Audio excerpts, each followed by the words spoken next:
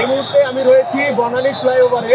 আপনারা দেখতে পাচ্ছেন যে মিরপুর ইসিবি চত্বর হয়ে যে আন্দোলনকারী বিক্ষুব্ধ জনতা, তারা এখন এই মুহূর্তে বনানী ফ্লাইওভার পার হয়ে বনানীর অভিমুখে তারা যাত্রা করছে।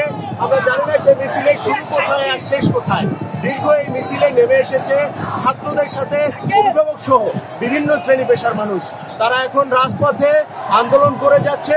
তারা তাদের সন্তান এবং তাদের প্রিয় ভাই এবং যার যার পরিবারের সদস্য নিহত হয়েছে, তাদের পরিবারের সদস্য সহ যারা তাদের সাথে সহানুভূতি প্রকাশ করেছে, তারা সকলেই এখন রাস্তায় রয়েছে এবং তারা তাদের অধিকার আদায়ের আন্দোলনে যুক্ত রয়েছে। এই মুহূর্তে আমি যদি আপনাদেরকে আর একটু কাছ থেকে দেখাতে চাই, সেটা হবে যে এই দিকে বাংলাদেশ সেনাবাহিনী সতর্ক অবস্থায় রয়েছে, যেটা হচ্ছে ক্যান্টনমেন্ট রয়েছে। এইদিকে ক্যান্টনমেন্টে সেনাবাহিনী সতর্ক অবস্থায় রয়েছে এবং আন্দোলনকারীরা সুশৃঙ্খলভাবে তারা এগিয়ে যাচ্ছেন সামনের দিকে।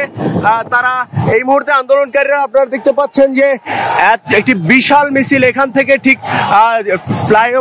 আমাদের যে বনানী ফ্লাইওভারটি রয়েছে, সেই বনানী ফ্লাইওভারের উপরে এবং নিচে দুই দিক থেকেই বড় একটি মিছিল, তারা অহিংস মিছিল সামনের দিকে এগিয়ে যাচ্ছে।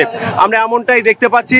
এখন পর্যন্ত বিভিন্ন এলাকায় খবর পেয়েছি, ইতিমধ্যে রামপুরা এলাকাও ছাত্রদের দখলে চলে গেছে। আমরা দেখেছি বনশ্রী এবং আইডিয়াল স্কুল সহ বিভিন্ন এলাকা বিক্ষুব্ধ আন্দোলনরত শিক্ষার্থী এবং সমাজের ছাত্রদের হাতে চলে গেছে।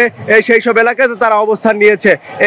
সব মিলিয়ে এই ছিল বনানী ফ্লাইওভার এবং আশপাশ এলাকা থেকে আমার কাছে সর্বশেষ।